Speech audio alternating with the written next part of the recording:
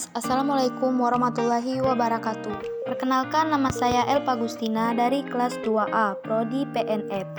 Di video kali ini kita akan membahas bab ke-13, yaitu budaya organisasi sekolah efektif. Yang pertama, konsep budaya organisasi sekolah efektif. Budaya sekolah atau madrasah merupakan sesuatu yang dibangun dari hasil pertemuan antara nilai-nilai yang dianut oleh kepala sekolah sebagai pemimpin dengan nilai-nilai yang dianut oleh guru-guru dan karyawan yang ada di dalam sekolah.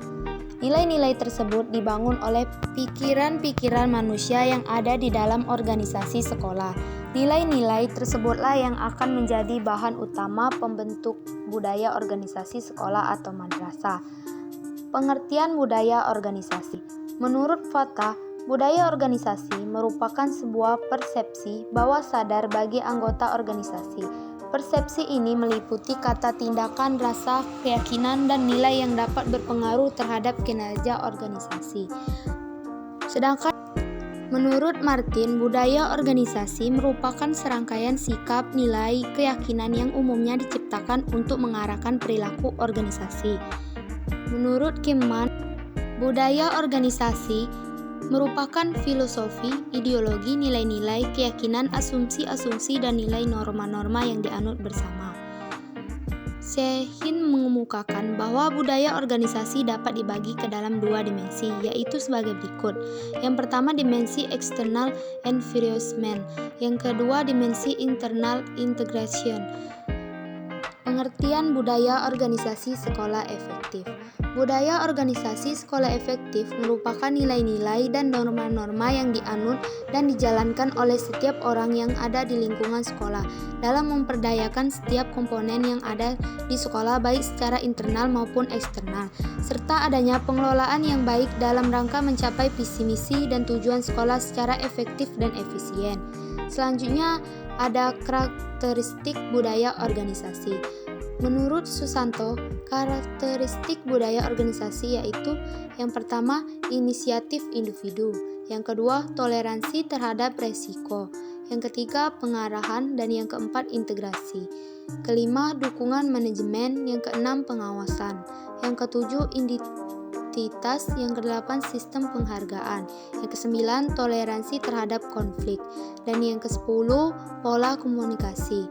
Menurut Rachwati, terdapat 7 karakteristik budaya organisasi, yaitu yang pertama, inovasi dan pengambilan keputusan. Kedua, perhatian kerincian. Yang ketiga, orientasi hasil. Yang keempat, orientasi orang. Yang kelima, orientasi tim. Dan yang keenam, keagresifan. Dan yang ketujuh, kemantapan. Tiap karakteristik ini berlangsung pada suatu kontinum dari yang rendah ke tinggi. Dengan menilai organisasi berdasarkan 7 karakteristik di atas, akan diperoleh gambaran majemuk dari budaya organisasi. Gambaran tersebut menjadi dasar untuk pemahaman bersama yang dimiliki anggota mengenai organisasi, terutama dalam menemukan solusi alternatif bagi setiap masalah yang dihadapi dan cara para anggota berperilaku sesuai dengan harapan organisasi. Selanjutnya masuk ke tipe-tipe budaya organisasi. Yang pertama ada open and perfect system. Open and perfect system ditandai dengan adanya kepercayaan terhadap bawaan, komunikasi yang terbuka, kepemimpinan yang suportif dan penuh perhatian, penyelesaian masalah secara kelompok, adanya otonomi bekerja, sharing informasi, serta pencapaian tujuan yang tinggi. 2. Closed and authority culture ditandai dengan adanya pencapaian tujuan yang tinggi, namun pencapaian tersebut mungkin lebih dinyatakan dan dipaksa pada organisasi pada para pemimpin yang otoriti dan kuat. Selanjutnya masuk ke unsur organisasi. Unsur-unsur budaya organisasi. Ada asumsi dasar, adaptasi, citra dan brand yang khas, ada acuan perilaku, pewarisan, berbagai nilai, pedoman mengetahui masalah, kepemimpinan, seperangkat nilai dan keyakinan yang dianut. Selanjutnya, fungsi budaya organisasi. Menurut Fatah, budaya organisasi mempunyai beberapa fungsi, yaitu memberikan identitas organisasi anggota, memudahkan komitmen kolektif, mempromosikan stabilitas sistem sosial, dan membentuk perilaku dengan membantu manajer merasakan keberadaannya. Sementara menurut Hikmat, fungsi budaya organisasi yaitu yang pertama, pembedaan dari organisasi yang lain, identitas anggota seluruh organisasi, komitmen anggota di atas kepentingan bersama, perekat sosial dengan menyediakan standar yang anggota harus lakukan dan katakan, dan yang kelima, serta mekanisme kontrol yang membentuk perilaku anggota. Ciri-ciri budaya organisasi sekolah efektif. Budaya organisasi sekolah yang efektif itu ditandai oleh hal-hal sebagai berikut. Yang pertama, adanya kerjasama.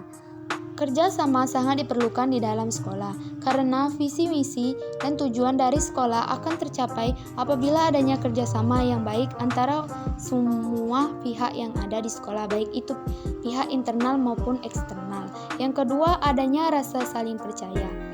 Rasa saling percaya harus dimiliki oleh setiap orang di dalam organisasi. Dengan adanya rasa percaya ini, maka akan meminimalisirkan konflik di dalam organisasi. Setiap orang di dalam organisasi akan dapat melakukan tugas dan tanggung jawabnya secara profesional.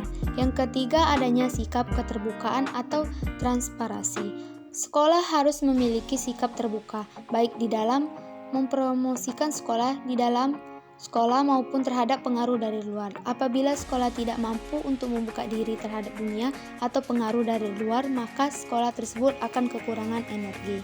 Baiklah, itu saja penjelasan materi dari saya. Saya akhiri. Wassalamualaikum warahmatullahi wabarakatuh.